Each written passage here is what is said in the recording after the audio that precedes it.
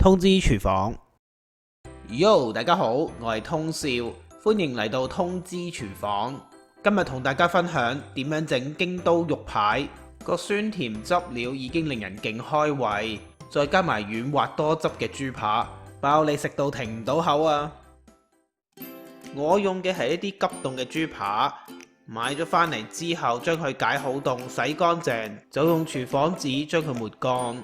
豬扒一般嚟講唔好揀得太瘦，肉入邊帶有啲雪花嘅紋，咁佢煮好食起上嚟會比較鬆軟一啲。為咗防止煎豬扒嘅時候佢捲曲，豬扒脂肪層嗰度有啲筋，我哋要用把刀輕輕界幾刀，將佢切斷，然後用刀背將豬扒前後兩面井字形咁樣拍鬆佢。至於詳細嘅方法應該點樣做，大家可以參考我一條比較舊嘅影片，喺呢條短片嘅 info 嗰度就有呢條短片嘅連結提供。雖然條影片比較舊少少，但大家有興趣嘅話都可以去睇一睇，參考一下。豬扒拍鬆完之後會變得大塊咗。喺畫面入邊類似咁大塊嘅豬扒，我會建議大家切開成3份。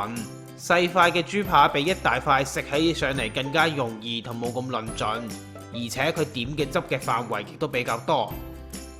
將豬扒加入指定份量嘅醃料，然後醃佢30分鐘或者過夜就更加好啦。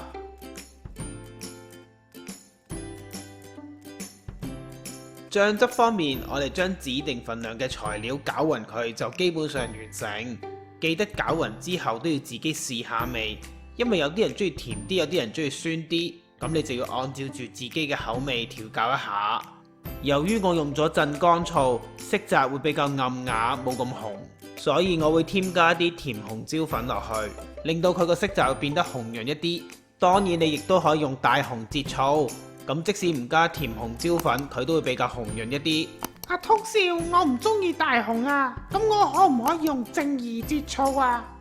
冇呢樣嘢噶噃。仲有，無論你中唔中意食桔汁都好，都要加少少落去，個味道會好食好多噶。喺煎豬扒之前，我哋加少少粟粉落喺啲豬扒度，然後撈勻到完全見唔到啲粉為止。加粟粉落去就等於喺豬扒上面加咗一層保護膜，咁就可以容易比較鎖住佢啲肉汁喺入邊。煎好嘅豬扒就會肉嫩多汁啦。鑊入邊我哋先加入1湯匙嘅油，用中大火將佢燒熱，然後我哋就可以將豬扒放入去。煎豬扒要煎得嫩滑好食嘅話，千祈唔好不斷反塊豬扒。耐心啲，我哋將佢一邊煎到金黃先，大概可能講緊係2至3分鐘嘅時間，視乎你爐頭嘅熱力。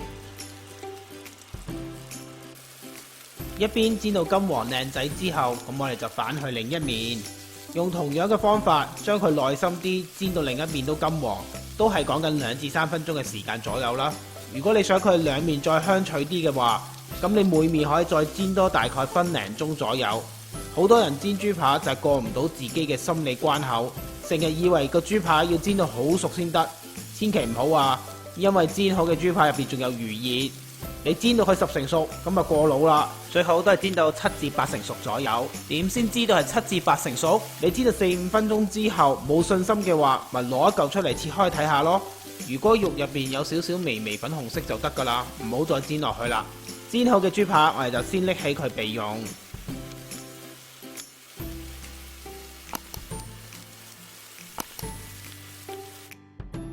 我都一早講咗啦，如果一開頭我切得細細件，咁我依家就唔使煎好嘅時候先切佢啦。煎好先切開佢又麻煩，所以一早切定就好啲啦。個鑊洗乾淨之後，我哋用返中大火，加入1茶匙嘅油落去，然後就可以加入洋葱落去。加咗洋葱就記得要加半茶匙嘅鹽落去，令到洋葱快啲軟身。炒到佢大概1分零鐘左右，咁我哋就可以將煎好嘅豬扒放返落去。咦，通少，你啲豬扒咁紅卜卜嘅？係嘅，因為呢個係我琴日食剩嘅豬扒，喺第2日整 lunch 嘅時候先影俾大家睇。琴日食嘅時候啲汁料就食晒啦，所以今日個汁料要重新再煮過。之後我哋將攪勻好嘅汁料就加落去。喺呢度我寫俾大家嘅份量已經係加大咗，應該夠大家食噶啦。當啲汁料滾起咗之後，我哋就可以加入粟粉水落去埋芡。記得粟粉水唔使加晒噶，逐少加落去，啲汁一結身掛到喺豬扒上面，咁我哋就可以停噶啦。將煎好嘅豬扒我哋先鋪喺碟上邊，之後我哋要好狠咁樣喺啲豬扒上面淋上大量嘅汁料。呢個京都肉排嘅醬汁一定要夠多，佢真係非常之好食噶，用嚟送飯真係一流。而且我試過用嚟點麵包食都非常之好食噶，個汁酸酸甜甜，非常惹味。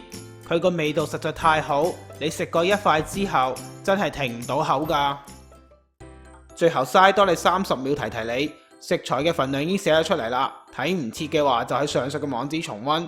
要知道我啲食材用咩牌子嘅話，就睇睇呢個短片嘅煙火。睇晒成條片都仲有嘢唔明嘅話，歡迎你嚟到我 Facebook 嘅專頁或者 YouTube 呢度留言俾我。如果大家中意我嘅短片，希望你會俾個 like 同埋 share 俾你身邊嘅朋友，仲要訂閱我嘅頻道支持下我。